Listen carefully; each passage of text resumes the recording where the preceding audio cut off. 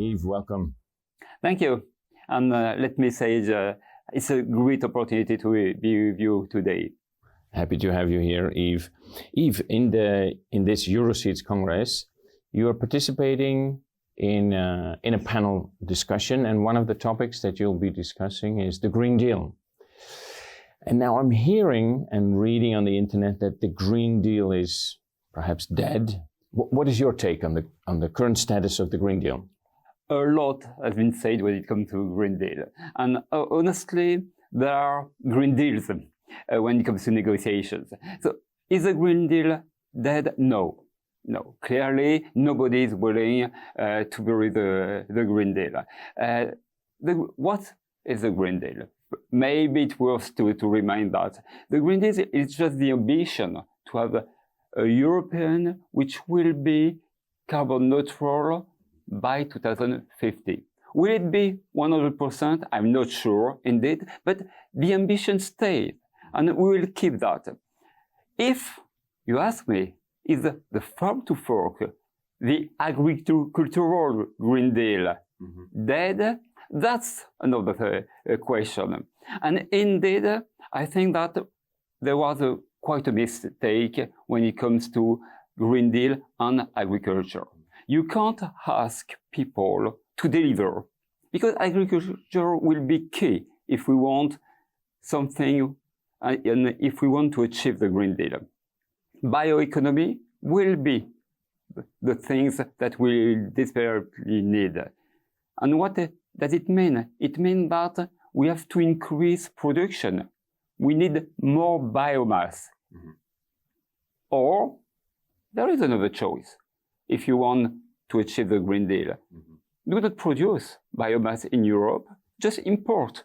But what will be the result? You will just move from one dependency, fossil one, to another one. This is not sovereignty. This is not what we want. So indeed, the Green Deal, I hope so, will survive. We will achieve, maybe not 100%, but we will move, and Europe will be more sovereign. The fact is, how can we do that? Will it be with standards, more constraints, more costs? Or should we incentivize people, incentivize farmers in order to do it? But let's take a look at the viewpoint of your organization, Farm Europe. What would you say would have been the effect of the Green Deal on rural economies and businesses? Some part of the Green Deal, first, maybe let's be honest. The Green Deal basically has not been implemented. The spirit of the Green Deal, and more precisely the spirit of the farm to fork, was just something very difficult. And the idea was, guys, farmers, you will have to work more. We want you to produce, but we do not consider you as an asset. Then you will have less money, but you will have to work more. But when I say that you will have less money, I'm wrong. The fact is, they have less money. We all talk about CAP, Common Agricultural Policy, and of course CAP budget. And now we are talking about, again, the next European budget for 2028, 34, sorry. And again, it will be a matter of this CAP cost a lot. So we will reduce the budget.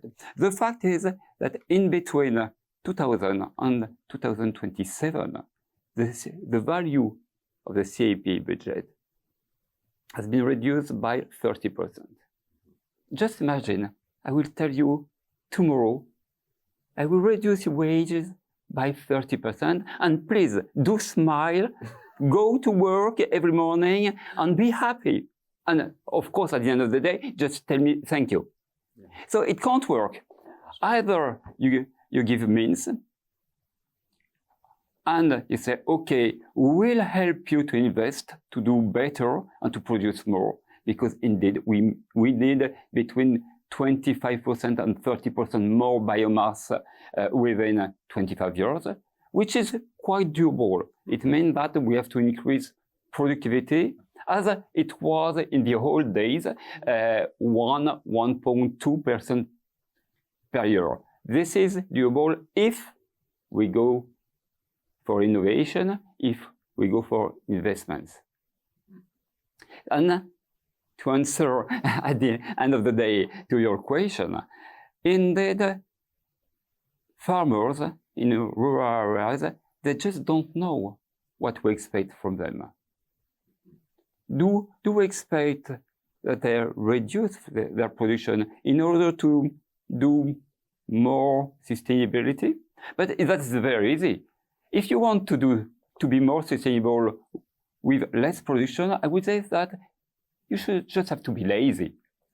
And the challenge for Europe is somewhere else. It's indeed growth, again, at least, to be able to have some growth in Europe, to increase production, and to be more sustainable. And this pathway do exist. But we have to choose the right one. Absolutely, absolutely. Well said.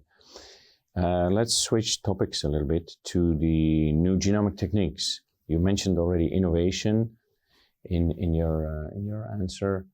And in Europe, these techniques are called NGTs, as you know, and they are hailed by some and vilified by others. What is Farm Europe's take on these techniques? You know, in Farm Europe, we do like facts. Just science and facts. Maybe it's because I'm as well an agronomist and not only an economist. NGTs are just the old ways of doing genetics, but in a laboratory. So I have not even a single question when it comes to NGTs. NGTs are mutagenesis, full point, and we need that. We were talking about innovation, investments.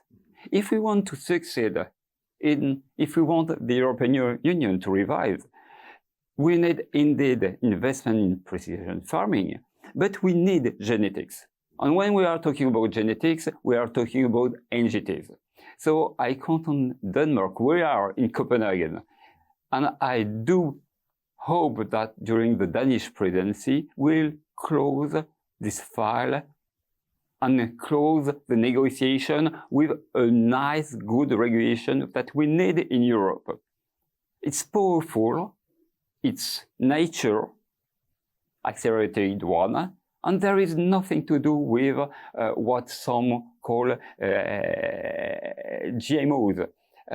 That's fact, that's science, let's consider it. And of course, you will have people, because that's their business, saying, no, that's evil. No, that's not evil, and we need it. Mm-hmm. Absolutely, well said. Thank you so much, Yves. Thank you.